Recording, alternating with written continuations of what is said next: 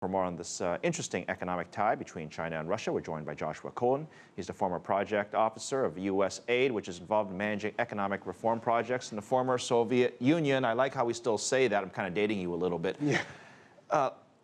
China, Russia, a lot of people don't understand how this relationship is so close because it's really kind of developed just in the last few years. There's a history behind this, right? Absolutely, right. And there's a very interesting history. In 1969, the two sides, when it was the Soviet Union, they actually fought a border war.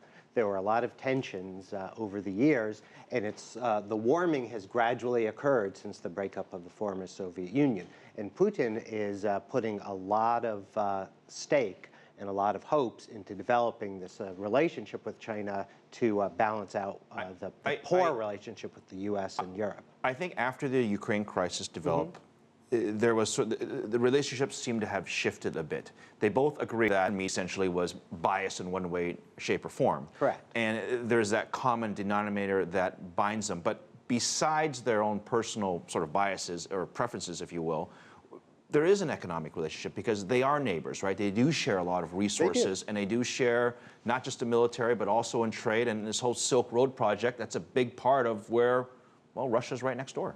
Yes, I mean, there's no question there's a real relationship there, and there is a lot of economic potential. In many ways, they're a perfect fit, Russia with natural resources, China with manufacturing and need for those natural resources.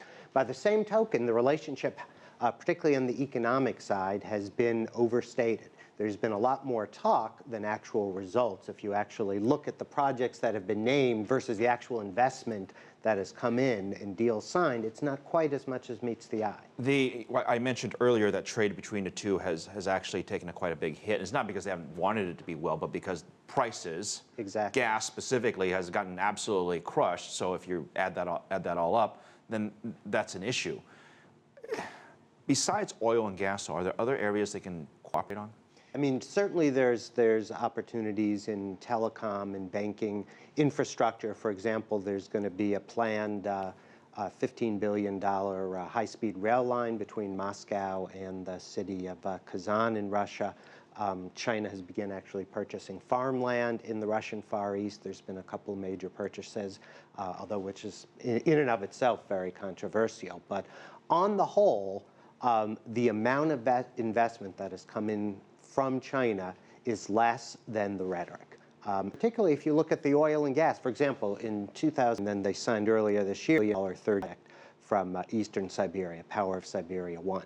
Now, when you go behind that, though, the project, despite the final signing, is A, actually stopped over financing, B, probably won't the ground and actually starts till 2021, and C, actually is going to end up being potentially a true financial disaster for Gazprom and a big win for the Chinese. So China they should probably hire you so you can tell them that before it becomes a disaster. I think they know that. I think it was very political to sign the two things that China and Russia have, and for folks watching, they're part of the BRICS, right? Sure. So you've got all these big developing countries. They all seem to have their own different set of issues. Exactly. Is there a way that at least these two, China and Russia, could come together to tackle the same issue, or do you think each issue, you can't compare the two because they're all different countries?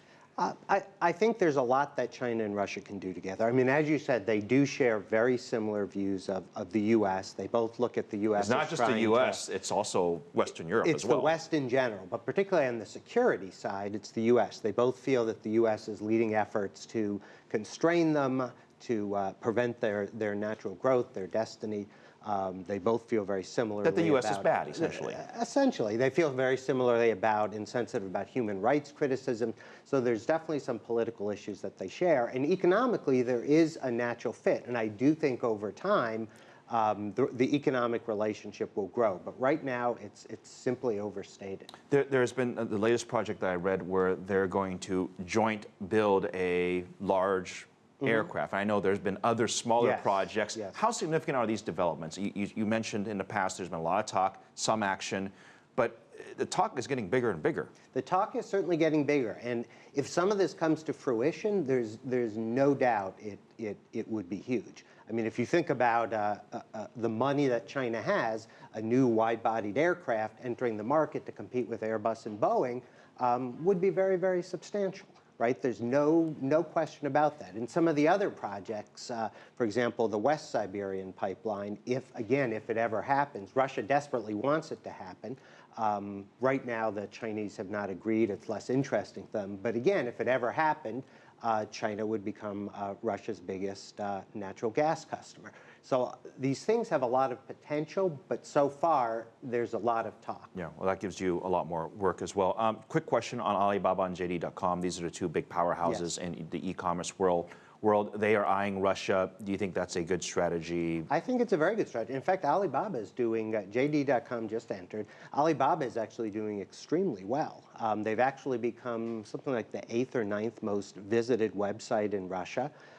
Russians, particularly in this economic crisis, they're very frugal. They like what's available on Alibaba and their ability to buy stuff more cheaply than in Russian stores. And they've always bought increasingly Chinese goods, and they like the convenience and cheapness of it. So I think it's a really good move by Alibaba to try and expand their global market, rather than just rely on China alone. And Russia's a natural for that. It is a fascinating relationship, and I'm sure there's much more we can talk about, but we're out of time. Joshua Cohen, good to see you. Thank you. Good to see you. Thank you for helping us.